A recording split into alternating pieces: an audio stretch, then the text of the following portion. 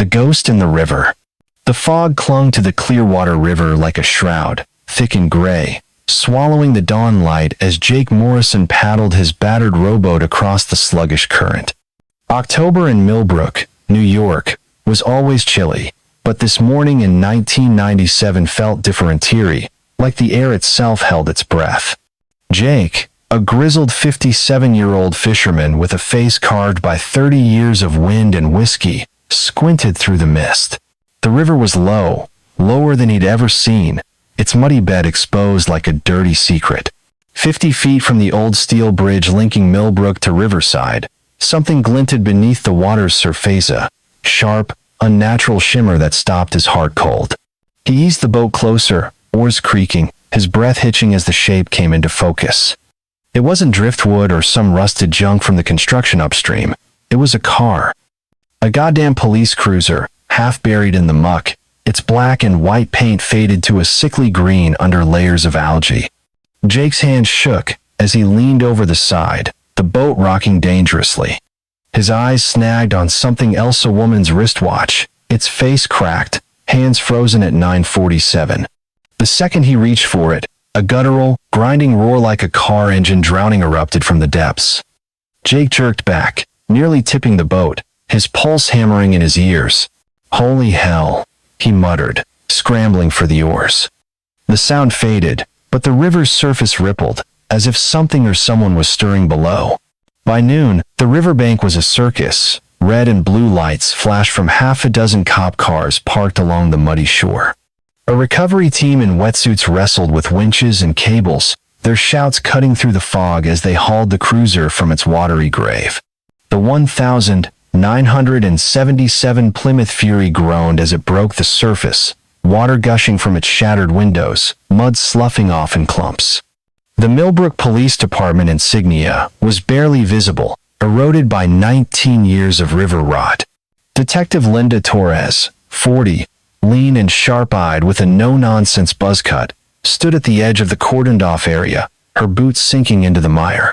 She'd seen plenty in her 12 years on the force, but this was different. The air felt heavy, like it was pressing secrets into her skin. "VIN number's a match," Officer Daniels called, wiping grime from his hands. "It's Sarah Patterson's cruiser, reported missing the 15th of October, 1978, along with her." Torres's jaw tightened. Sarah Patterson. The name was a ghost story in Millbrook, whispered in dive bars and church basements. A 25-year-old traffic cop, engaged to some guy named David Chun, vanished without a trace during a routine patrol on Highway 9. The case had gone colder than a January grave, buried under the official story that Sarah had cracked under pressure and run off. Torres never bought it. Neither did the man she just called. Michael Patterson screeched into the gravel lot in his beat-up Ford pickup, his knuckles white on the steering wheel. At 44, he was a shadow of the hotshot prosecutor he'd been 19 years ago. Now a lawyer specializing in missing persons cases, he wore his grief like a second skin etched in the lines around his eyes, the slump of his shoulders. He'd driven 50 miles from Albany. The second Torres's voice crackled through his phone, her words slicing open old wounds. "We found Sarah's cruiser, Michael, in the Clearwater. You need to see this." He pushed through the crowd of gawkers, ignoring their murmurs. The townsfolk of Millbrook and Riverside always had stories, ghost stories, mostly. The lady in blue, a spectral woman in a cop uniform, who haunted the steel bridge on foggy nights. Michael didn't believe in ghosts, but as he reached the riverbank and saw the cruiser, its driver's door crumpled like a crushed beer can. His stomach twisted. This wasn't an accident. This was violence. "Michael," Torres greeted, her voice low but firm. She stood with her arms crossed, a barrier between him and the chaos. "You okay to be here?" "Okay." Michael's laugh was bitter, raw. "My sister's been gone 19 years, Linda. You think I'm okay with anything?" Torres didn't flinch. "I'm just saying, this is gonna be rough. Forensics is already poking around, but it's a mess. 19 years underwater ain't kind evidence." Michael's eyes locked on the cruiser. The recovery team was prying open the door, metal screeching like a wounded animal. "What have you got so far?" he asked, his voice barely above a whisper. Blood traces. Group O, matches Sarah's. DNA's a long shot after this long, but we're trying, and the door looks like something rammed it hard. This wasn't her driving into the river, Michael. Someone wanted her gone. Michael's fists clenched. Sarah didn't run. She loved her job, loved David, loved this damn town. She wouldn't just vanish. Torres nodded, her gaze flicking to the cruiser. I know, but Captain Hayes's report from 78 says she was under stress, maybe had a breakdown. No evidence of foul play, he said. Hayes was a lazy son of a bitch, Michael snapped, loud enough to turn heads. He didn't investigate Jack. He just wanted the case closed so he could keep his shiny badge polished. Torres raised a hand, calming him. I hear you, but we're reopening it. My team's combing every inch of that car. If there's anything left, we'll find it.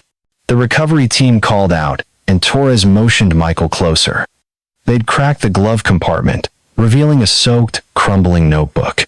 Sarah's neat handwriting was barely legible, but one page stood out, the ink smeared but readable. HC wants to meet after shift. Something's off. Watch the bridge. Michael's breath caught. HC.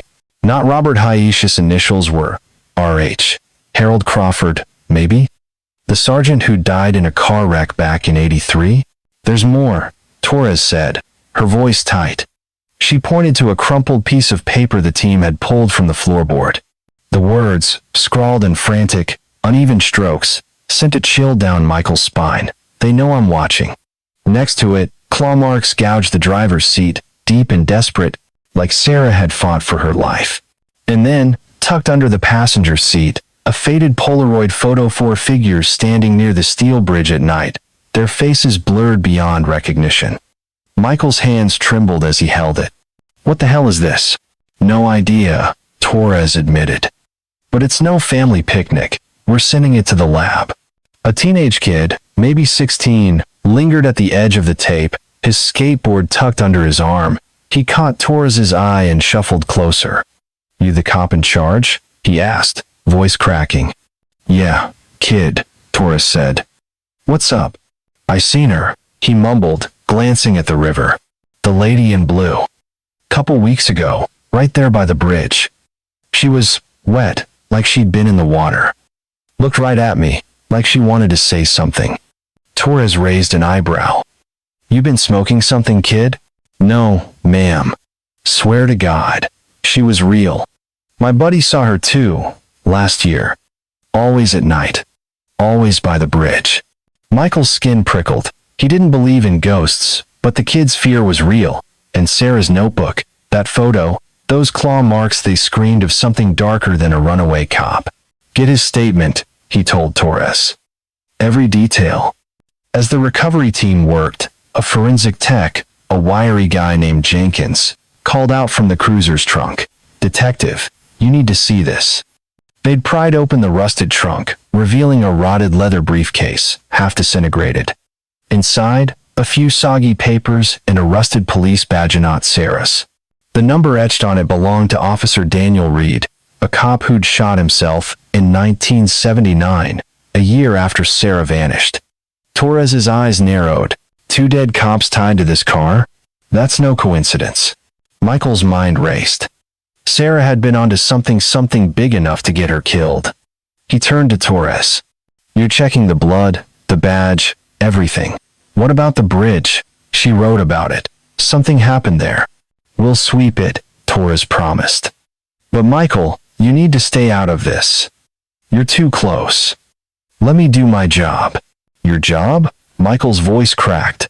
I've been chasing Sarah's ghost for 19 years. Linda, I'm not sitting this out. Before Torres could argue, a deafening bang shattered the air. The cruiser's driver's door slammed shut, trapping Jenkins's arm. He screamed, blood spurting as the bones snapped. The team scrambled, prying the door open, but Jenkins was pale, whimpering. It just closed, like someone yanked it. The crowd gasped, some backing away. An old woman, Clara Monroe, clutched her shawl and muttered, "The river's cursed. Always has been. It keeps what it takes." Michael ignored her, but the hairs on his neck stood up. He stared at the river, its surface unnaturally still, the fog curling like fingers reaching for the bridge. Sarah was out there, somewhere, and she was screaming for him to listen. That evening, Michael sat in his Albany office, the Polaroid and a copy of Sarah's notebook page spread out on his desk. His fingers traced her handwriting, the words HC in bridge burning into his brain. Harold Crawford had been a sergeant, a big shot under Captain Hayes. His car accident in '83 had seemed too clean. Michael's gut told him it was no coincidence, just like Reed's suicide. He dialed David Chun, Sarah's old fiancé, now an engineer in California. The phone rang 3 times before David's voice came through, heavy with years of grief. Michael? It's been, 10 years? They found her cruiser, David, in the Clearwater. Blood, claw marks, the works. She didn't run. Silence stretched across the line, thick and painful. You think she's still out there?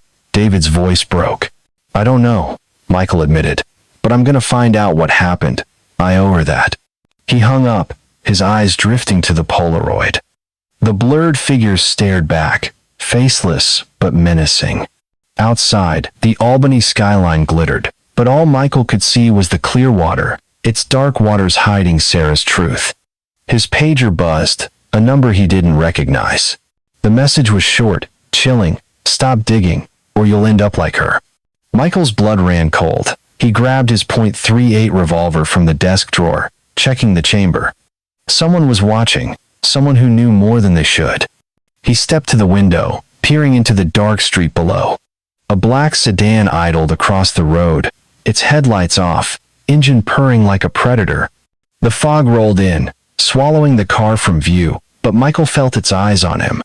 Back at the river, Torres supervised the crime scene as the sun sank, casting long shadows over the bridge. The recovery team had found one last item in the cruiser, a cassette tape, labeled 10 divided by 15 divided by 78, in Sarah's precise handwriting. Torres slipped it into an evidence bag, her gut twisting. She'd heard the stories about the lady in blue, dismissed them as small-town nonsense. But now, with the blood, the claw marks, and that damn door slamming shut, doubt crept in like the fog. Jenkins okay? She asked a paramedic. Broken arm, maybe a fracture. He's shaken up. Keep saying the car tried to kill him. Torres snorted, but her eyes flicked to the river. The water was still, too still, and for a split second, she thought she saw a Ripley shape, maybe just under the surface. She shook it off, cursing herself for buying into the ghost stories. But as she turned away, a low, guttural sound echoed from the water, like a scream trapped in the mud. The team froze, eyes wide, staring at the river. Get that tape to the lab, Torres barked, her voice sharper than she meant. And someone check the damn bridge. Sarah was trying to tell us something. The fog thickened, curling around the steel bridge like a noose. Somewhere in its depths, Sarah Patterson's ghost or her truth was waiting. Michael Patterson's office in Albany was a tomb of paper and regret, the kind of place where hope went to die. Stacks of files teetered on his desk, each one a missing persons case he'd taken on in a desperate bid to solve the one that mattered most: his sister, Sarah. The fluorescent light flickered, casting jagged shadows over the Polaroid from her cruiser, those blurred figures by the steel bridge staring back like silent accusers.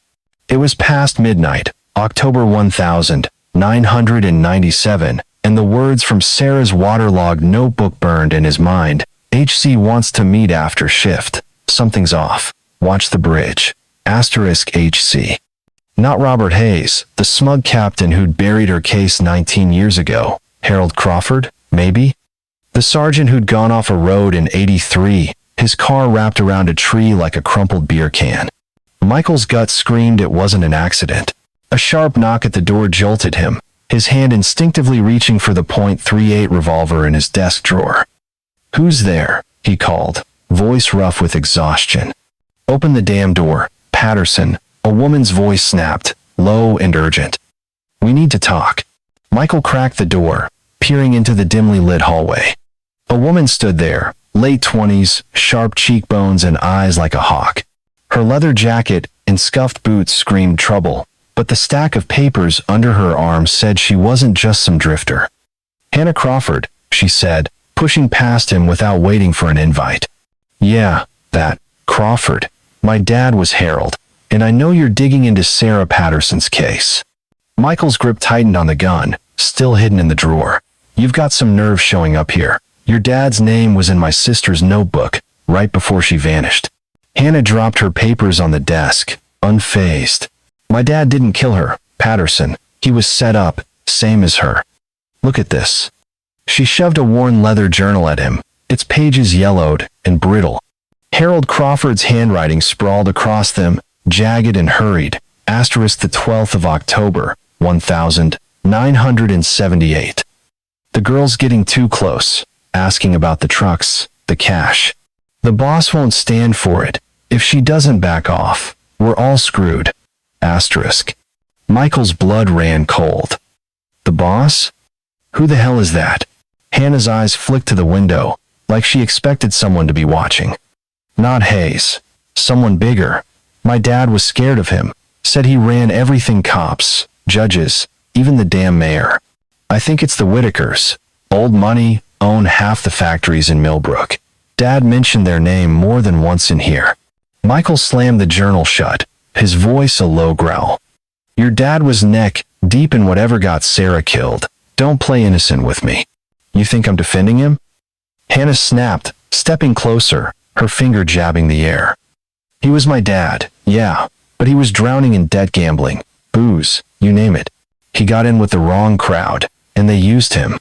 Then he ends up dead in a crash on a clear night? Bullshit. Someone silenced him, just like they silenced Sarah." Michael's jaw clenched. He wanted to hate her, but the fire in her eyes mirrored his own hunger for answers that burned through 19 years of lies. "What do you want from me, Hannah?" "Work with me," she said, voice softening but still sharp. "I've been chasing this for years. I've got leads, contacts. You're a lawyer. You know how to pull strings. We can find out who the boss is, what really happened to Sarah." Before Michael could answer, his pager buzzed again. Another message, same unknown number. "Keep your mouth shut, or you're next." Asterisk. He tossed it on the desk, letting Hannah see. "Looks like someone's already nervous." She didn't blink. "Good. Means we're on the right track." By 8 a.m., Michael was back in Millbrook, the 50-mile drive from Albany a blur of coffee and rage. The Clearwater River glinted under a weak morning sun, its surface calmer now, but the steel bridge loomed like a rusted sentinel. Detective Linda Torres met him outside the Millbrook PD, her face grim, as she clutched a manila envelope. "Got something new from the cruiser," she said, leading him to a quiet corner of the parking lot. "But you're not gonna like it." She pulled out a small cassette tape, labeled asterisk 10 divided by 15 divided by 78 asterisk in Sarah's precise handwriting. Found it wedged in the cruiser's dashboard. Tried playing it, but it's a mess, just static and some garbled voices. Lab's working to clean it up, but it's gonna take time. Michael's heart thudded. That's Sarah's. She was always recording stuff, traffic stops, notes for reports. If she caught something on that tape, it could blow this wide open. Torres finished, her voice low. "But there's more. We found a badge under the passenger seat, not Sarah's, belongs to Daniel Reed, a cop who ate his gun in '79. 1 year after your sister went missing." Michael's mind raced. Reed was part of her unit, wasn't he? Under Hayes? "Yeah," Torres said, her eyes narrowing. "And his suicide was fishy as hell. No note, no history of depression, just a bullet in his head, and a closed case. Hayes ran that investigation too." "Hayes." Michael spat the name like a curse. "That bastard's got his fingerprints all over this." Torres nodded, but her gaze flicked to the station. "Careful what you say around here, Michael. Some of these guys were rookies when Sarah disappeared. They still talk about Hayes like he's a saint." Michael's fists balled up. "Then they're blind. Sarah wrote about a meeting with HC. I'm betting it's Harold Crawford. And now Hannah Crawford's in my office, saying her dad was murdered too." Torres's eyebrows shot up. "Hannah? The journalist? She's been sniffing around town, asking about old cases. Half the department thinks she's trouble." "She is. Michael said. But she's got her dad's journal. Mentions someone called the boss. Thinks it's the Whitakers. Torres whistled low. The Whitakers? That's big. They've owned Millbrook's factories since the 60s. If they're tied to this, she trailed off, her face darkening. We need to tread lightly, Michael. This isn't just a cold case anymore. That afternoon, Michael and Torres met at the Rusty Anchor, a dive bar on the edge of Millbrook where the air smelled of stale beer and regret. The place was half empty, locals nursing their drinks and muttering about the cruiser pulled from the river.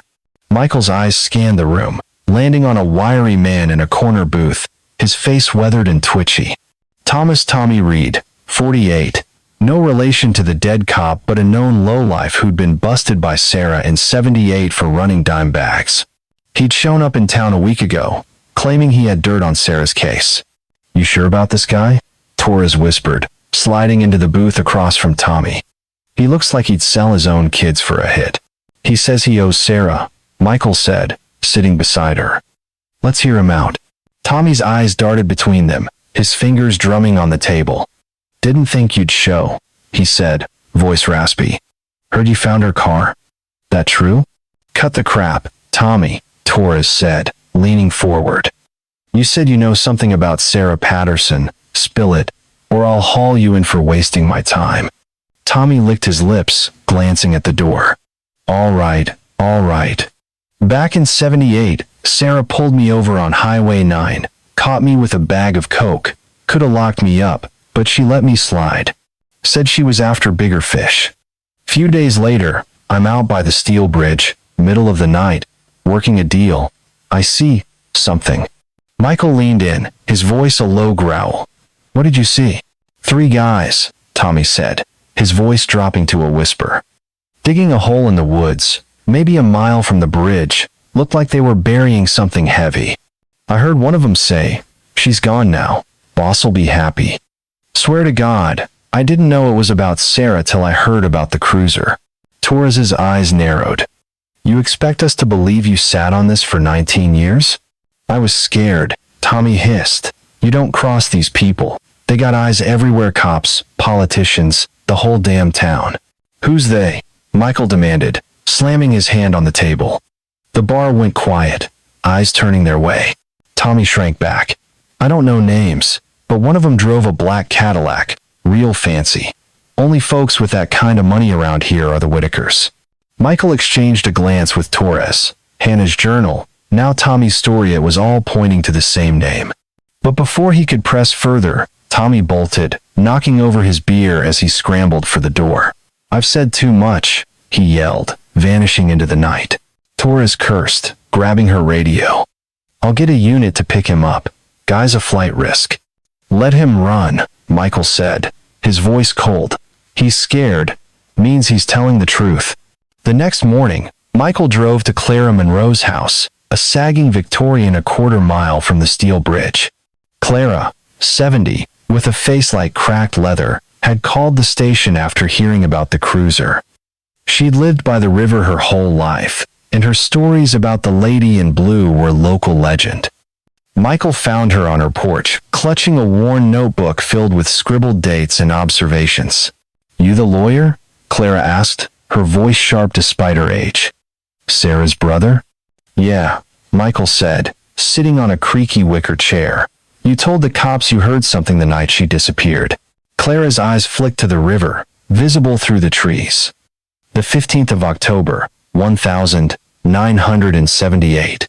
Heard a scream, then a splash, like something heavy hit the water. Called the station, but Captain Hayes said it was probably kids messing around. Next day, Sarah was gone, and nobody listened to me. Michael's pulse quickened. You see anything else? Anyone near the bridge? Clara opened her notebook, pointing to a page dated the 16th of October, 1978. Saw Hayes himself, 2 nights later, burning papers by the river, looked nervous, kept checking over his shoulder. And I saw that black Cadillac Tommy Reed's always yammering about, parked right by the bridge. Michael's hands tightened on the chair. You tell anyone else? Tried, Clara said, her voice bitter. Hayes told me to keep my mouth shut or I'd regret it. After what happened to Sarah, I believed him. Back at the station, Torres was waiting with news from the lab. The blood in the cruiser had traces of industrial oil, a type not used in Millbrook until the Whitaker family's factories started expanding in the early 80s. This means the car was moved, Torres said, spreading photos of the cruiser across her desk. Someone pushed it into the river from a site nearby, probably one of Whitaker's old warehouses. Michael's eyes locked on the photos, the claw marks on the seat searing into his brain. Sarah fought. Whatever happened, she didn't go quietly. Torres nodded, then hesitated. There's something else. The lab got a partial audio from that cassette. It's rough, but you can hear Sarah's voice. She says, "Crawford, what are you doing?" Stop. Then static, and a gunshot. Michael's world tilted. He grabbed the edge of the desk, his voice barely a whisper. Play it. Not yet, Torres said, her tone firm. It's evidence, Michael. You hear it, you'll lose it, and we need you sharp. He wanted to argue, but the look in her eyes stopped him. She was right. He was too close, too raw. Instead, he pulled out Hannah's journal, pointing to the line about the boss. Whitakers own the land around the bridge, right? We need to check their warehouses, their records. If Sarah was onto them, Torres cut him off, already on it. But Michael, if the Whitakers are involved, this goes way beyond Hayes. We're talking money, power, maybe the whole damn state. That night, Michael drove to the coordinates Tommy had given, a patch of woods a mile from the bridge. The moon hung low, casting twisted shadows through the pines. Torres and Hannah followed in Torres's unmarked cruiser, their headlights cutting through the dark. The spot Tommy described was gone, replaced by a half-built strip mall, Whitaker's latest project. They paved it over, Michael said, kicking at the dirt. Whatever they buried, it's gone. Not necessarily, Hannah said, pulling out a flashlight. Look. She pointed to a patch of uneven ground, where the dirt looked freshly turned. They dug, their shovels biting into the earth, until they hit something hard, a metal box, rusted but intact. Inside were more of Sarah's reports, detailing suspicious truck stops on Highway 9, license plates, and a single line, "The boss runs the show. He's higher than Hayes, asterisk." As they packed up the box, headlights flashed in the distance. A black sedan roared toward them, its engine snarling like a beast. Torres drew her Glock, shouting, "Get down." Michael dove behind a tree, his heart pounding as the sedan skidded to a stop. The driver's window rolled down, but no one stepped out. A voice, low and distorted, hissed through a megaphone, "You're digging your own grave, Patterson." The sedan peeled out, tires screeching, leaving a cloud of dust. Michael's pager buzzed again, the screen glowing with a new message, asterisk. "You'll end up like her." Asterisk. He stared at the woods, the darkness pressing in, the steel bridge looming in the distance like a gravestone. Sarah was out there, her truth clawing its way to the surface, and someone was desperate to keep it buried. Michael Patterson jolted awake, his heart hammering against his ribs, the echo of a scream fading into the dark. In his dream, Sarah stood knee-deep in the Clearwater River, blood seeping from her chest, her eyes hollow as she whispered, "Find the box, Michael. It's in the dark." Sweat soaked his shirt as he fumbled for the lamp in his Albany apartment, the clock glowing 3:17 a.m. October 1997 was turning into a nightmare, and the black sedan from last night's chase in the woods still burned in his mind.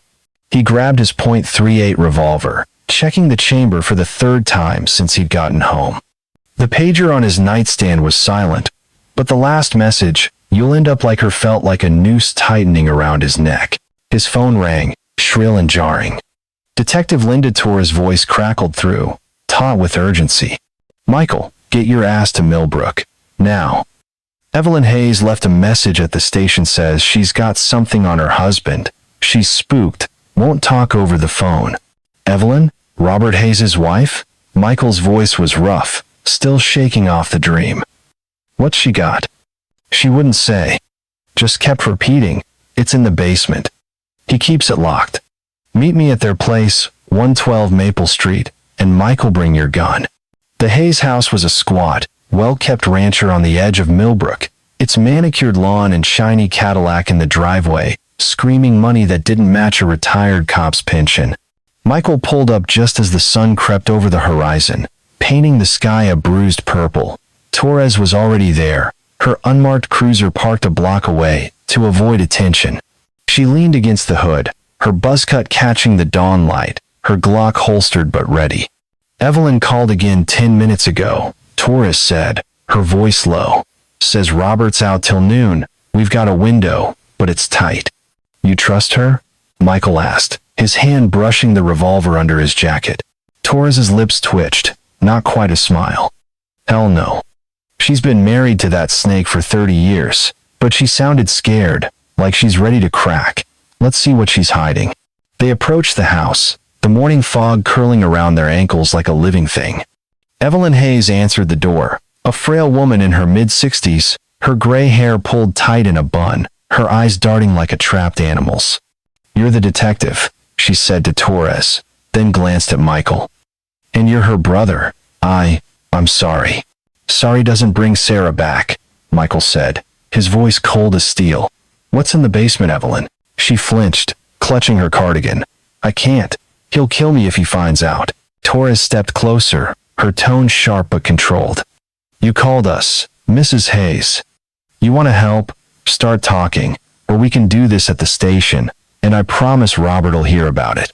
Evelyn's hands trembled as she led them inside, the house eerily quiet, smelling of lavender and old secrets. Framed photos of Robert Hayes's police career lined the wall, smirking in his captain's uniform, shaking hands with mayors, posing at department barbecues.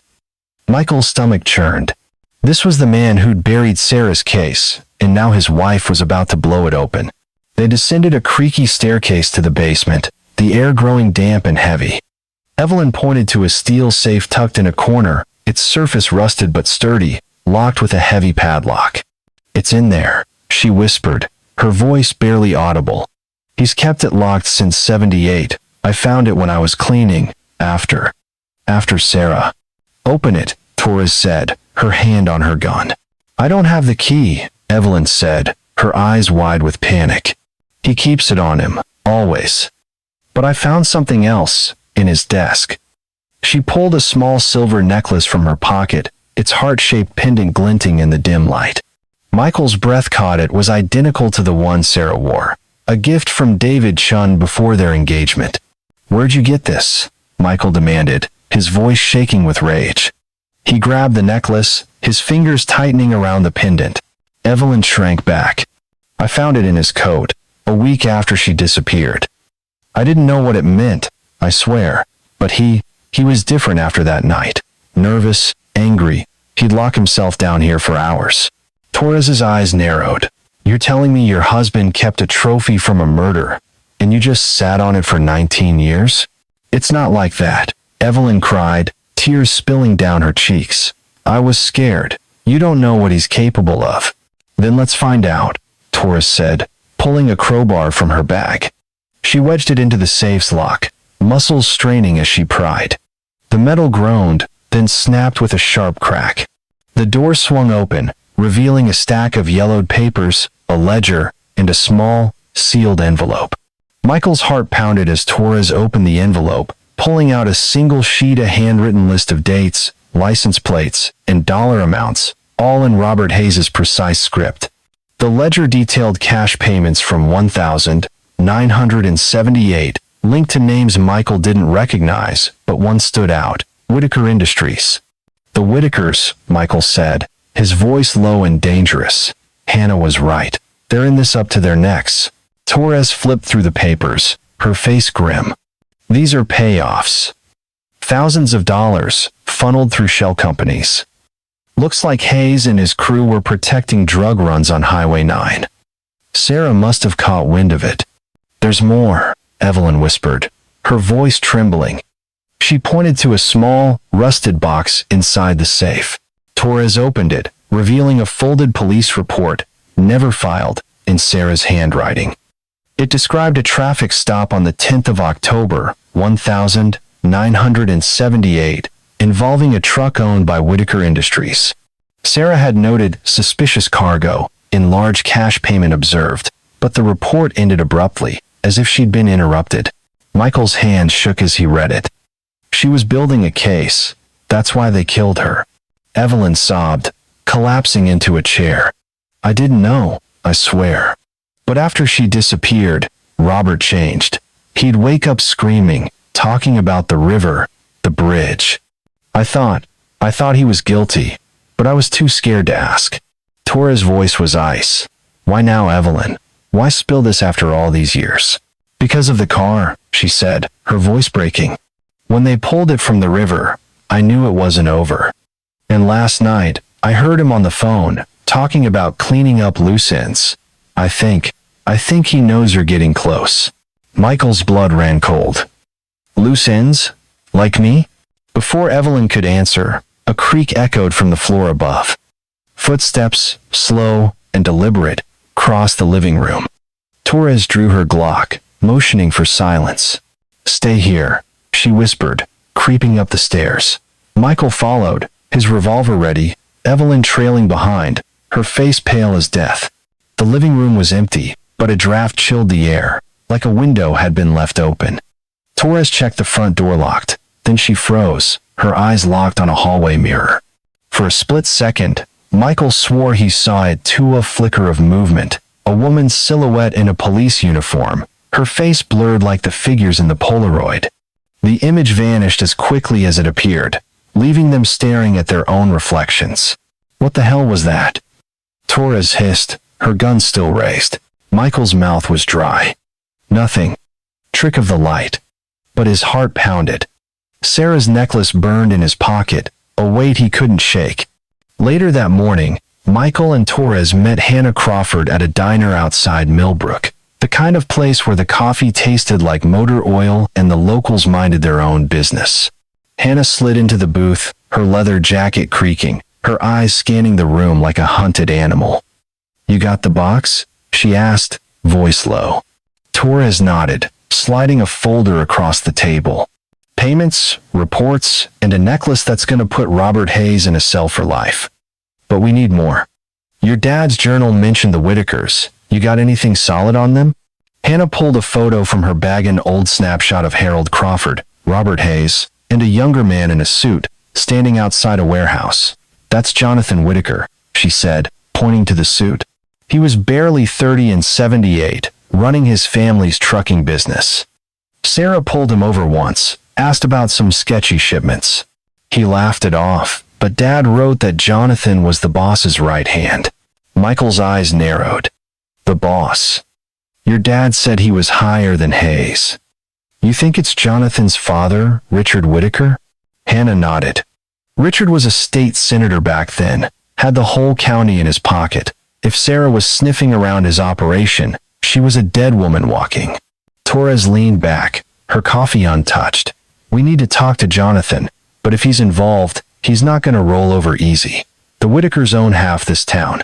Then we hit him where it hurts, Michael said, his voice hard.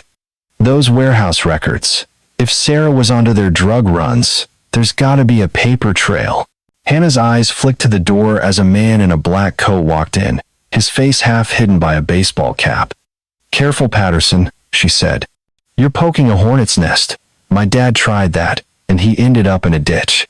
That afternoon, Michael drove to Whitaker Industries' main office, a sleek glass building on the outskirts of Millbrook. Jonathan Whitaker, now 50, greeted him with a politician's smile, his tailored suit and Rolex, screaming old money. Mr. Patterson, he said, leaning back in his leather chair. I heard about your sister's car. Tragic business. How can I help? Michael didn't sit. You can start by telling me about your trucks on Highway 9 and 78. Sarah stopped one, saw something she shouldn't have. Next thing, she's gone. Whitaker's smile didn't waver, but his eyes turned cold. You're chasing ghosts, counselor. My family's been a pillar of this community for decades. You think we'd risk that for some small-town cop's suspicions?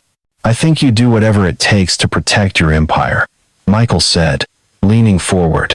And I think Sarah had proof. Whitaker stood, his voice dropping to a hiss. Watch yourself, Patterson. Dig too deep, and you'll hit something you can't handle. Michael held his gaze, the necklace heavy in his pocket. I'm not the one who should be worried, Whitaker. Back at the station, Torres was fuming. The safe's contents had been logged, but when she went to check the evidence locker, the necklace was gone. Someone's got sticky fingers, she said, pacing her office. And I'm betting it's Sergeant Williams. He was hovering when we brought the box in, and I caught him on the phone right after. Michael's blood boiled. Williams? He's been here since '78, hasn't he? Worked under Hayes. Yeah, Torres said, her voice grim. And he's been acting cagey as hell. I'm putting a tail on him. Michael spread the safe's papers on her desk, his eyes scanning Sarah's report. This says she saw cash changing hands at a Whitaker warehouse. If we can find that place. His phone rang, cutting him off, an unknown number. He answered, and a distorted voice rasped through. You're dead, Patterson, just like her. The line went dead. Michael's hand shook as he set the phone down, his eyes meeting Torres's. We're getting close, she said, her voice steady but her eyes hard. Too close. That night, Michael returned to his office, the folder from the safe clutched in his hand. He locked the door, his revolver on the desk, and started reading. The ledger listed payments to Hayes, Crawford, and 3 other cops, all tied to Whitaker Industries. Sarah's report mentioned a meeting at the Steel Bridge, set for after her shift on the 15th of October, 1978. She'd written one last line, underlined twice. The boss is watching. A crash shattered the silence glass, exploding in the front room. Michael grabbed his gun, heart pounding, and crept toward the sound. His office window was smashed, a brick lying on the floor, wrapped in a note scrawled in block letters. Final warning. Blood dripped from the brick, fresh and red, pooling on the carpet. Outside, the fog swallowed the street, but Michael heard the low growl of a car engine, fading into the night. The Millbrook Police Department's evidence room smelled of dust and despair, the kind of place where truths went to rot. Detective Linda Torres stood over a steel table, the cassette tape from Sarah Patterson's cruiser glinting under the fluorescent light. It was late, past 10 p.m., on a chilly October night in 1997, and the station was a ghost town except for the hum of the heater and the occasional creak of the old building. Michael Patterson leaned against the wall, his eyes bloodshot from sleepless nights, the brick through the window incident still raw in his mind. The blood on that brick still unidentified felt like a taunt, a warning that they were digging too close to the bone. Torres hit play on the ancient tape deck, and the room filled with static, a hissing, crackling wall of noise. Then, Sarah's voice broke through, faint but unmistakable, trembling with fear. Crawford, what are you doing? Stop. A muffled shout, a scuffle, then a gunshot sharp and final. The tape cut to silence, leaving Michael's heart pounding like a jackhammer. He gripped the table's edge, his knuckles white, the image of his sister fighting for her life searing into his brain. That's her, he whispered, his voice breaking. That's Sarah. Torres stopped the tape, her face grim. Lab cleaned it up, as best they could. The shot matches a .38 standard issue for Millbrook PD in '78. Could be Crawford's service weapon. But it's not enough to nail Hayes or anyone else. We need more. Michael's eyes burned with fury. More? She's begging him to stop, Linda. That's murder, plain as day. It's evidence, not proof, Torres said, her voice steady but edged with frustration. We need a body, a weapon, something solid. And I'm betting Sergeant Williams knows more than he's letting on. He was too damn jumpy when we brought in that safe from Hayes's place, and I caught him on the phone right after. My gut says he's feeding info to some probably Hayes. Michael nodded, his jaw tight. He's been here since '78, right? Worked under Hayes and Crawford. If he's dirty, he's our way in. Torres's lips twitched, a predator's smile. Exactly. So we're gonna set a trap. Feed him something juicy, see if he runs to Hayes. You in? Michael's hand brushed the .38 in his jacket. Hell yes. The plan was simple but dangerous. Torres spread a rumor through the station, making sure Sergeant Williams overheard. They'd found a witness who could place Robert Hayes at the steel bridge the night Sarah vanished. The witness was fiction, a bait to lure Hayes into a mistake.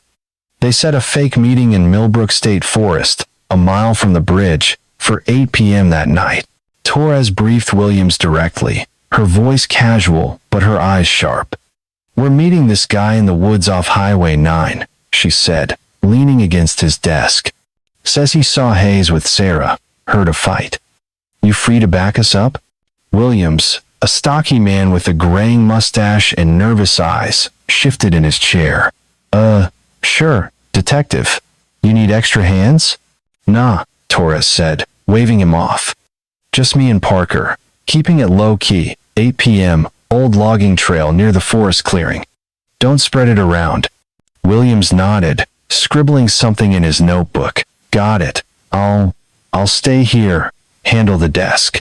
Torres smirked as she walked away. "He's already on the phone," she muttered to Michael outside the station. "Bet you $10 he's calling Hayes." Michael's pulse raced. "Let's tail him. If he's dirty, he'll lead us right to the bastard." By noon, Michael met Hannah Crawford at a Greasy Spoon diner on the edge of town, the kind of place where the coffee burned your throat and the jukebox played Springsteen on repeat. Hannah slid into the booth, her leather jacket creaking, a manila envelope in her hand. "Got something for you," she said, sliding it across the table. "Found it in my dad's old files, hidden in a lockbox." Michael opened the envelope, pulling out a grainy photo from 1978, Harold Crawford, Robert Hayes, and Jonathan Whitaker, standing outside a warehouse, their faces tense. "This is gold," Michael said, his voice low. "Sarah mentioned a warehouse in her report. You think this is where it went down?" Hannah nodded, her eyes flicking to the door. "It's one of Whitaker's old storage sites, out by Highway 9. Shut down in '79, right after Sarah disappeared. Dad's journal said he met her there once, tried to talk her out of something. I think she was onto their drug runs." Michael's mind spun. "We need to check that warehouse. If Sarah was killed there." "Slow down, cowboy." Hannah cut in, her voice sharp. "You go barging in, you'll tip them off. Whitaker's got eyes everywhere. And if my dad was involved, I need to know why." "He wasn't a killer, Michael." "He was in deep with Hayes," Michael snapped, slamming the photo down. "Your dad's journal said Sarah was going too far. What's that sound like to you?" Hannah's eyes blazed. "It sounds like he was scared, not guilty. He was drowning in gambling debts, and someone, probably Whitaker, had him by the throat. You want the truth? Help me find it. Don't just point fingers." Michael leaned back, his anger simmering.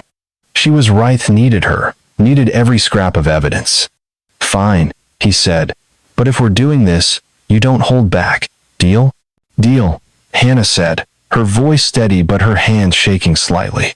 That evening, Michael, Torres, and Hannah drove to Millbrook State Forest, the sun sinking behind the pines, casting long, twisted shadows. The logging trail was overgrown, the air thick with the scent of damp earth and decay. Torres parked her cruiser a half-mile away, hidden behind a cluster of oaks. "Williams took the bait," she said, checking her Glock. "I saw him make a call right after our chat. If he's dirty, Hayes'll show up." Michael gripped his revolver, his eyes scanning the darkening woods. "And if Hayes shows, we get him to talk. On record." Hannah adjusted her flashlight, her face pale but determined. "I'm coming with you. If my dad's name is tied to this, I need to hear it myself." Torres shot her a look. "You're a civilian, Hannah. Stay back unless I say otherwise." "I'm not sitting this out," Hannah said, her voice like steel. "I've been chasing this longer than you." Torres sighed, but didn't argue. The three moved silently down the trail, their footsteps muffled by pine needles. The clearing was a quarter-mile in, a flat stretch of dirt surrounded by towering trees. Michael's heart pounded as they set up, Torres hiding a recorder in the underbrush, its red light blinking like a heartbeat. At 7:45 p.m., headlights flashed through the trees. A black Cadillac rolled into the clearing, followed by a pickup truck. Robert Hayes stepped out of the Cadillac, his face a mask of cold authority, flanked by two men in dark jackets, both carrying shotguns. Michael's blood ran cold. Hayes wasn't here to talk. "Spread out," Torres whispered, crouching behind a fallen log. "If this goes south, run." Hayes scanned the clearing, his voice booming. "I know you're out there, Patterson. Show yourself, or we start shooting." Michael's hand tightened on his gun, but before he could move, Hannah stood up, her flashlight blazing in Hayes's face. "You're done, Hayes," she shouted. "We've got your ledger, your payoffs, everything. Tell us what you did to Sarah." Hayes's eyes narrowed, but he laughed, a chilling, hollow sound. "You're Harold's girl, aren't you? Stupid, just like your daddy." He thought he could play both sides too. Michael stepped out, his revolver raised. "Where's my sister, you son of a bitch? What did you do to her?" Hayes's smile faded, his hand inching toward his coat. "Sarah stuck her nose where it didn't belong. She paid the price. You will too." Torres shouted, "Drop it, Hayes. You're surrounded." But before she could move, one of Hayes's men raised his shotgun. A blast shattered the silence, splintering the log beside Torres. Michael dove for cover, firing blindly, his bullets kicking up dirt. Chaos erupted: gunfire, shouts, the crack of branches as Hayes's men advanced. Then, a new sound: a sharp crack from behind a tree. One of Hayes's men dropped, clutching his leg, blood spurting. Hannah stood there, a 9mm in her hand, her face calm but deadly. "FBI," she yelled, flashing a badge. "Drop your weapons now." Michael froze, his mind reeling. "FBI? What the hell, Hannah?" "Later," she snapped, firing again as Hayes's second man swung his shotgun. Torres tackled Michael to the ground as bullets tore through the air. Hayes bolted for the Cadillac, diving inside as the engine roared to life. The pickup truck peeled out, tires screeching, leaving a cloud of dust. After him, Torres shouted, sprinting for her cruiser. But as they reached the trail, they found the Cadillac abandoned, Hayes gone. A piece of paper fluttered on the driver's seat, scrawled in Sharpie, "Asterisk, Sarah's not here. Asterisk." Michael's stomach dropped. What the hell does that mean? Hannah, still clutching her gun, her FBI badge glinting, turned to him. "It means he's covering his tracks, but I've been tracking this case since '90, Michael. I'm not just Harold's daughter, I'm the one who's gonna bring these bastards down." Torres cursed, kicking the Cadillac's tire. "You're a Fed? Why didn't you tell us?" "Undercover," Hannah said, her voice hard. "I couldn't risk blowing it. My dad was dirty, yeah, but he was trying to get out. Someone killed him for it, and I'm betting it's the same people who killed Sarah." Michael's head spun. Hannah, an FBI agent? The woman he'd written off as a reckless journalist had been playing a long game, just like him. But before he could process it, Torres pointed to the clearing. "Look." A patch of freshly turned earth, hidden under a pile of leaves. They dug, their shovels biting into the dirt, until they hit wood: a small, rotting coffin, barely big enough for a body. Michael's heart stopped as they pried it open, but inside was nothing but dirt and blood, fresh and red, pooling like a wound. A note was pinned to the lid, in the same scrawl as the one in the Cadillac. Asterisk. "You'll never find her. Asterisk." The forest seemed to close in, the trees whispering in the wind. Michael's eyes locked on the coffin, his sister's absence screaming louder than ever. Somewhere, Hayes was running, and the truth was slipping through their fingers. The safe house smelled of stale coffee and mildew, a nondescript brick building on the outskirts of Millbrook where the air hung heavy with secrets. Michael Patterson sat at a scratched metal table, his .38 revolver resting beside a lukewarm mug, his eyes locked on Hannah Crawford. Her FBI badge glinted under the flickering fluorescent light, a stark contrast to the leather jacket and scuffed boots she'd worn like armor. It was 2 a.m., October 1997, and the shootout in Millbrook State Forest still echoed in his ears: gunfire, Hayes' taunting note, that empty coffin, dripping with fresh blood. Sarah's absence was a wound that refused to heal, and now Hannah's betrayal cut deeper. "You're FBI," Michael said, his voice low and raw, like he'd swallowed glass. "You've been playing us this whole time." Hannah didn't flinch, her hawk-like eyes meeting his. "Undercover, Patterson. Since '90, I've been tracking this case since I found my dad's journal. He was dirty, yeah, but he wanted out. Someone, probably Whitaker, made sure he didn't get the chance." Detective Linda Torres paced the room, her Glock holstered but her hand twitching near it. "You should have told us, Hannah. We're out here risking our necks, and you're holding out? What else you hiding?" Hannah leaned forward, her voice steady but sharp. "Everything I've got is on the table now. My dad's journal, the warehouse photo, and this." She slid a microcassette across the table, its label faded but legible. S. Patterson, 10 divided by 10 divided by 78. "Found it in a safe deposit box my dad kept in Albany. It's Sarah's TPA. She recorded a meeting with someone big, someone she called the boss. I'm betting it's Richard Whitaker, Jonathan's father. He was a state senator in '78, had the whole damn county in his pocket." Michael's heart thudded, his fingers brushing the cassette. "Another tape?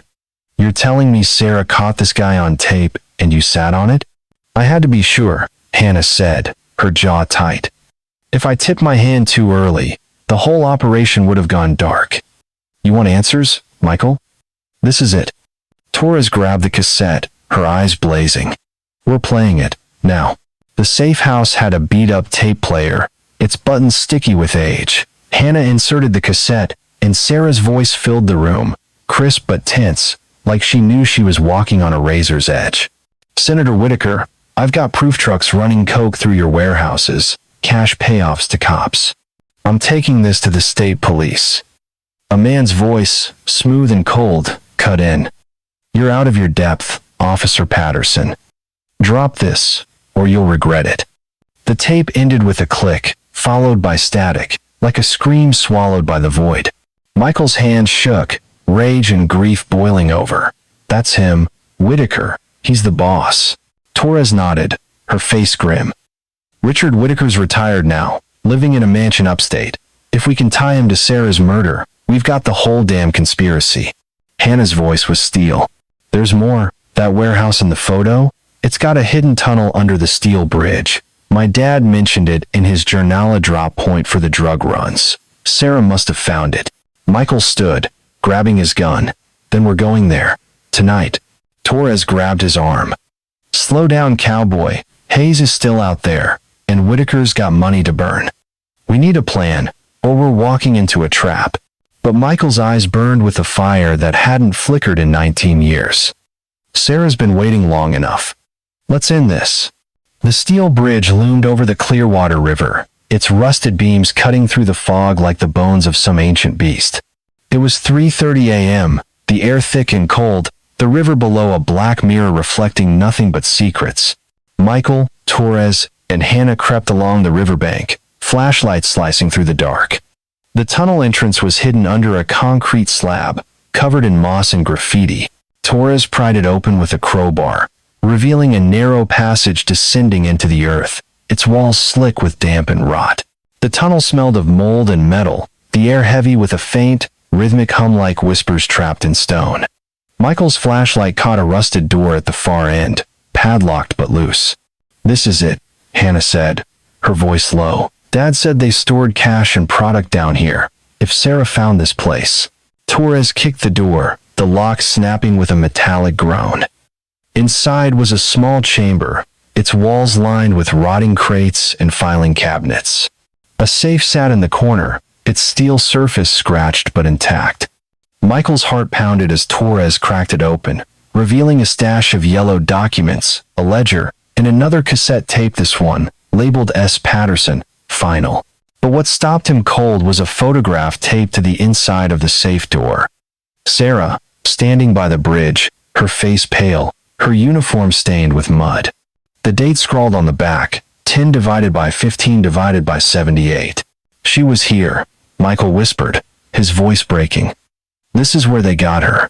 Torres rifled through the documents, her hands steady despite the tension. Payoffs, shipping manifests, all tied to Whitaker Industries. Sarah had enough to bury them. She held up the cassette. Let's see what this one says. Before they could play it, a low, guttural whisper echoed through the tunnel, not words, but a sound, like a woman's voice trapped in the walls. Find me, it seemed to say, over and over. Torres froze, her flashlight shaking. What the hell is that? Michael's skin prickled, but he shook it off. Ventilation system, probably. Old pipes make weird noises. But his voice wavered, and Hannah's eyes were wide, her gun drawn. They found a cracked mirror leaning against a crate, its surface clouded with age. For a split second, Michael swore he saw Sarah's reflection, her face pale, her eyes pleading before it vanished. Torres cursed under her breath, her hand on her Glock. This place is giving me the creeps. Let's grab this and go. They stuffed the documents and tape into a duffel bag, but as they turned to leave, footsteps echoed from the tunnel entrance, heavy, deliberate, coming fast. Move, Torres hissed, shoving Michael toward a side passage. They ducked behind a stack of crates, hearts pounding, as three figures emerged from the dark. Robert Hayes led the pack, his face twisted with rage, flanked by two men in black jackets, their rifles gleaming. Patterson, Hayes bellowed, his voice echoing off the stone. I know you're here, you and that damn Fed. Come out, or we tear this place apart. Michael's hand tightened on his revolver, his pulse roaring in his ears. Hannah whispered, he's desperate, that tape will ruin him. Torres nodded, her voice barely audible. We need him to talk, get him on record. Michael stepped out, his gun raised, his voice steady despite the fear clawing his chest. Hayes, it's over. We've got your ledger, your payoffs, and Sarah's tape. You're done. Hayes laughed, a cold, jagged sound. You think you've got me? Sarah thought the same thing. She came here, waving her little reports, thinking she could take down the boss. She was wrong. Where is she? Michael demanded, his voice shaking with rage. What did you do to my sister? Hayes's eyes glinted, cruel and unyielding. She was stubborn, just like you. Crawford tried to reason with her, offered her a cut to shut her mouth, but she had that damn tape recorder running, catching every word. So we ended it. Michael's blood ran cold. You killed her. Here, didn't you? Hayes stepped closer, his voice dropping to a hiss. She was still breathing after the first shot. Patterson, begging for an ambulance, clutching that stupid necklace. Crawford finished her. We had no choice. The boss would have had us all in the ground if she talked. Torres's voice cut through, sharp and commanding. Who's the boss? Hayes. Whitaker? Give us a name. Hayes smirked, but before he could answer, one of his men raised his rifle. Enough, the man barked, his voice thick with a New York accent. Boss wants this cleaned up, now. The tunnel exploded into chaos, gunfire, shouts, the crack of bullets ricocheting off stone. Michael dove behind a crate, firing blindly, his ears ringing. Hannah returned fire, her FBI training kicking in, dropping one of Hayes's men with a clean shot to the knee. Torres tackled the other, wrestling his rifle away as the man screamed. Hayes bolted for the tunnel exit, but Michael was faster, tackling him to the ground. They grappled, Hayes's fist slamming into Michael's ribs, but Michael held tight, pinning him against the wall. Where's Sarah? He roared, pressing the revolver to Hayes's temple. Where's her body? Hayes's eyes were wild, blood trickling from a cut on his forehead. Under the bridge, he gasped. 10 yards north, in the riverbank. Whitaker made us move her after the first burial. Said it was too risky. Michael's heart stopped. Sarah, buried in the mud, so close to where her cruiser was found. But before he could press further, a new voice boomed from the tunnel entrance, a smooth, commanding baritone. Enough, Robert. You've said too much. Jonathan Whitaker stepped into the light, his tailored suit out of place in the grimy tunnel, a .45 pistol in his hand. Behind him, a shadowy figure lingered, older, with a senator's posture. Richard Whitaker, the boss. Torres raised her Glock, her voice steady. Drop it, Whitaker, both of you. Jonathan laughed, his gun trained on Michael. You're out of your league, detective. My father built this town, and we're not letting some dead cop's brother tear it down. Hannah stepped forward, her badge gleaming. FBI, asshole, you're under arrest, both of you. Richard Whitaker's voice was calm, almost amused. Agent Crawford, you're as naive as your father. You think a badge scares me? I own this state.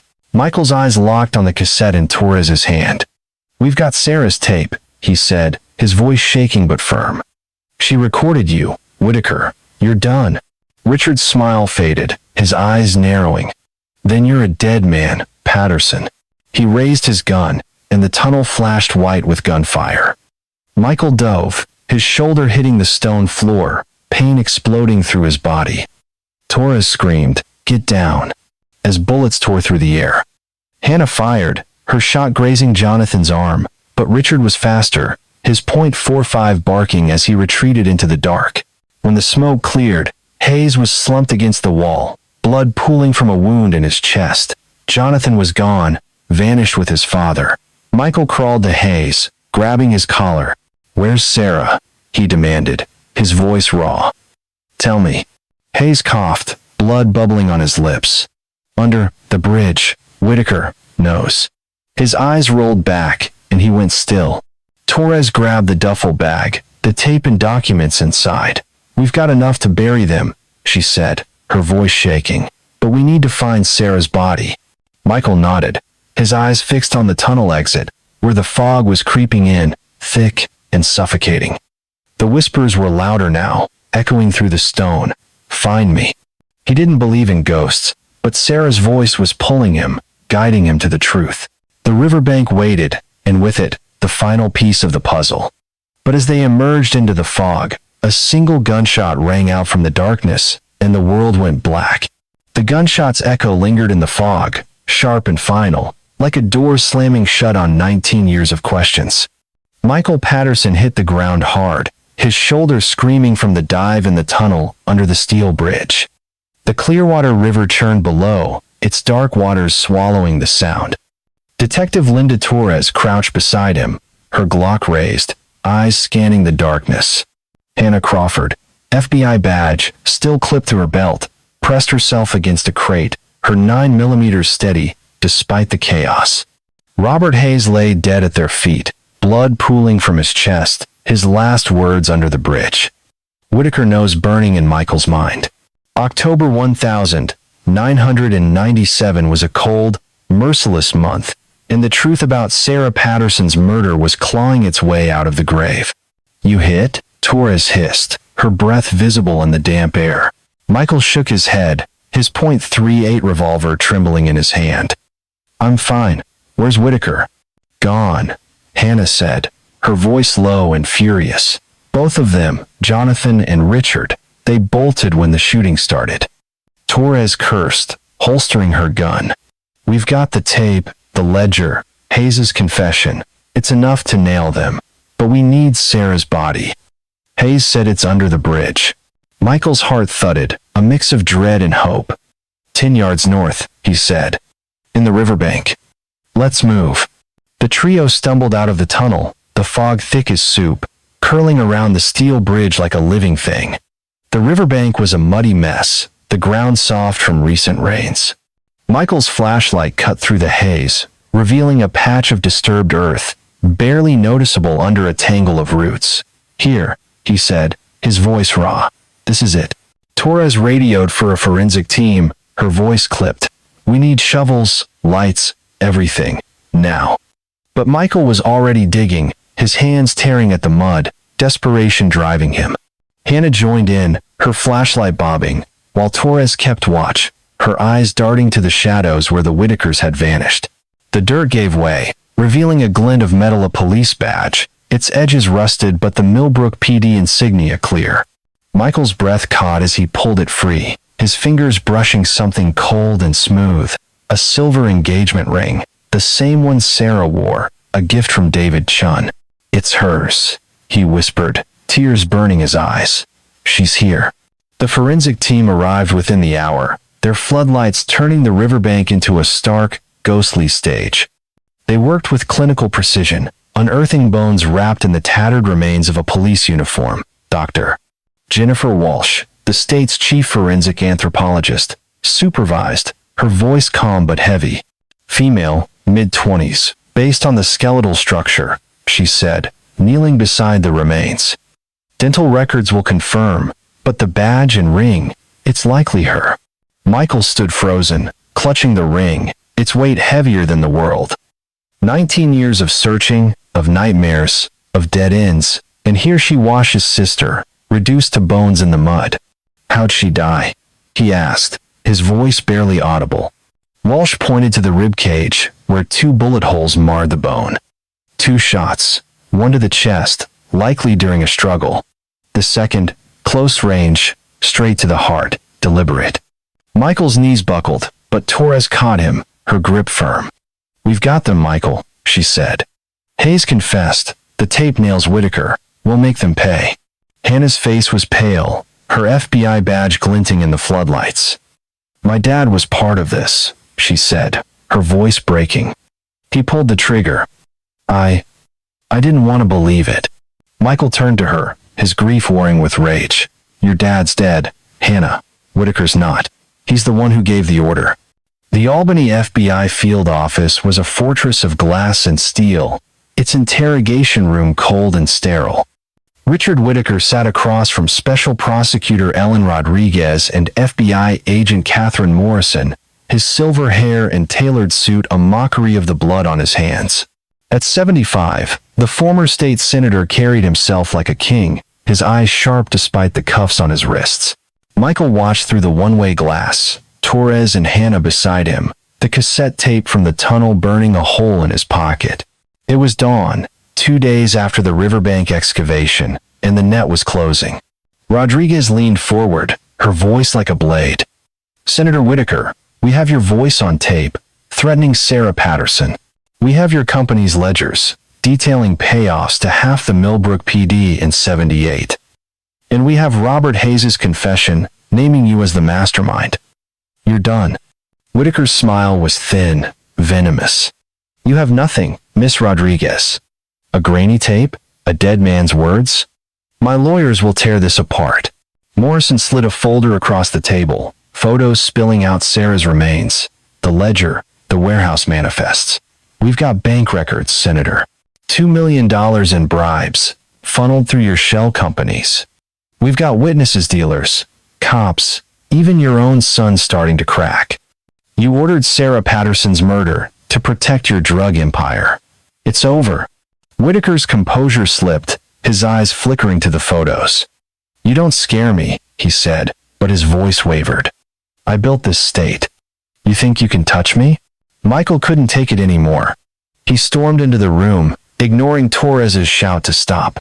You killed my sister, he roared, slamming his hands on the table. She was 25, trying to do her job, and you had her shot like a dog. Where's the rest of it? What else did you bury? Whitaker's eyes met his, cold and unyielding. Your sister was a nuisance, Patterson. She thought she could take down an empire with a notebook and a tape recorder. She was wrong.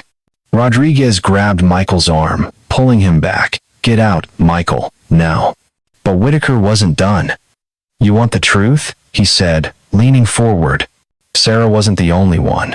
There were other scops, dealers, anyone who got too curious. You think this ends with me? My network's bigger than you can imagine. Morrison's voice was ice. Name them, Senator, or you're looking at life in Sing Sing. Whitaker laughed, a hollow, bitter sound. You'll never get them all, but I'll give you this. Sarah's tape was the key. She caught me, Crawford, Hayes, all of us. We had to stop her. Michael's fists clenched, but Rodriguez shoved him toward the door. Out. Let us handle this.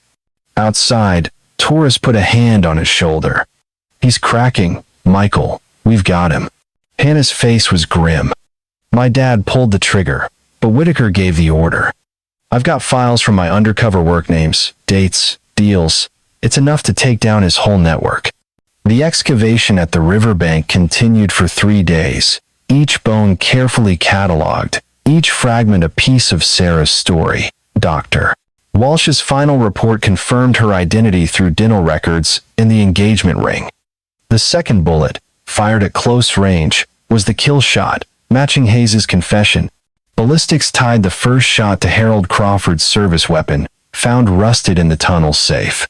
The second bullet, though, was a mystery no match to any known gun, suggesting another player in the conspiracy. Michael stood at the riverbank as the team wrapped up, the fog lifting to reveal a crisp November morning. Sarah's badge gleamed in his hand, its weight a reminder of her sacrifice. "We're bringing her home," he said to Torres, his voice steady for the first time in weeks.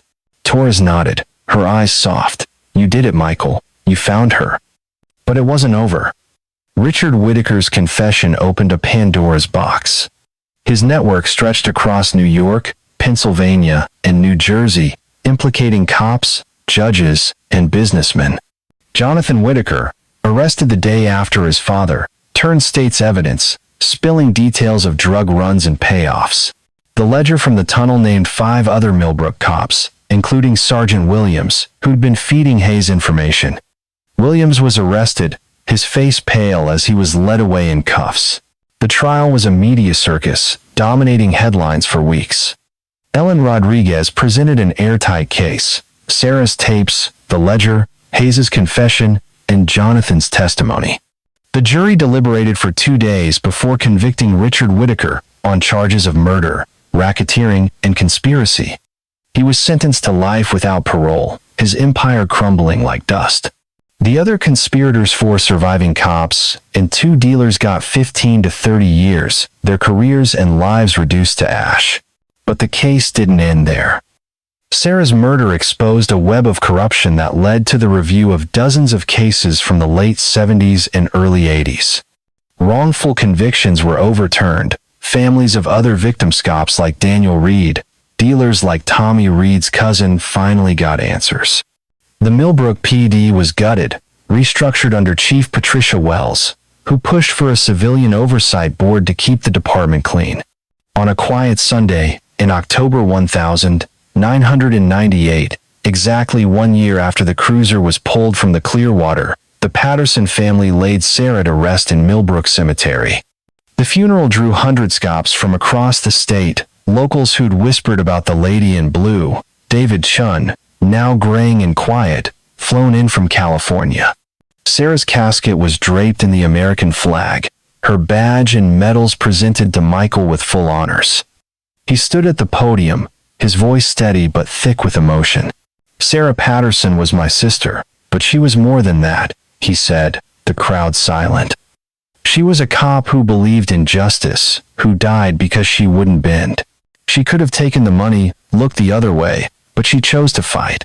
Her sacrifice tore down a corrupt empire, and her legacy will live on in every honest cop who wears the badge." A bronze memorial was unveiled at mile marker 23 on Highway 9, near the Steel Bridge. The plaque read, "In memory of Officer Sarah Patterson, who died the 15th of October, 1978, defending justice and integrity. Her truth triumphed over corruption, **.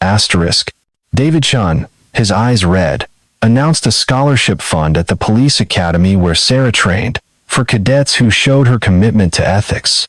She'd want her death to mean something, he said, his voice breaking. This is for her. Torres, promoted to lieutenant, took charge of a new anti-corruption unit for the state police. Her work on Sarah's case had made her a legend, and she vowed to keep the system clean. "No more Sarahs," she told Michael over coffee after the funeral. "Not on my watch." Michael poured his grief into action, founding the Sarah Patterson Foundation to support families of missing persons and push for cold case reviews. The foundation's first case was Daniel Reed's suicide, now reopened as a murder investigation tied to Whitaker's network.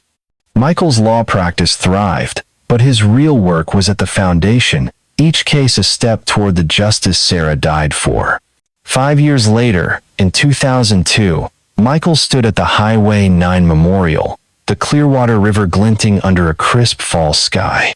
The fog was gone, the bridge no longer a specter but a monument to truth.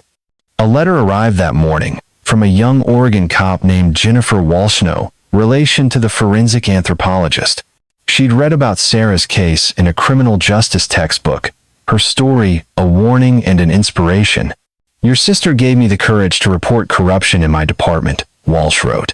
Senior officers were taking bribes, but I kept thinking of Sarah, how she stood her ground. Because of her, I did too. Michael smiled, folding the letter into his pocket. The whispers in the tunnel, the shadow in the mirror, they weren't Sarah's ghost, just tricks of light and sound, echoes of a mind stretched thin. But her truth, her fight, was real, rippling through time to protect others. The cruiser in the Clearwater had been the beginning, not the end. Sarah's legacy was a beacon, guiding honest cops, exposing hidden crimes, and giving families like his the answers they deserved. He touched the memorial plaque, his fingers tracing her name. You won, sis, he whispered. You always did. The river flowed on, its secrets laid bare, and Michael walked away, knowing Sarah's light would burn forever.